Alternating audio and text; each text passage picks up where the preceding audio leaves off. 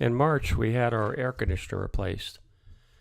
It was still working, but it was very old, and I suspected it was the source of a roof leak whenever it rained. We had this leak in our bedroom ceiling directly below the air conditioner. I would go into the attic during a rainstorm, and I could not see any evidence that the roof was leaking around the perimeter of the air conditioner. Up on the roof, I applied many layers of that black roof patch tar stuff around the perimeter of the air conditioner, but to no avail. I suspect the water was entering through the attic, entering the attic through the air conditioner itself. The installer for the air conditioner relocated the new air conditioner closer to the center of the house for better air circulation. You can see the new air conditioner to the left of the old ductwork entering the roof.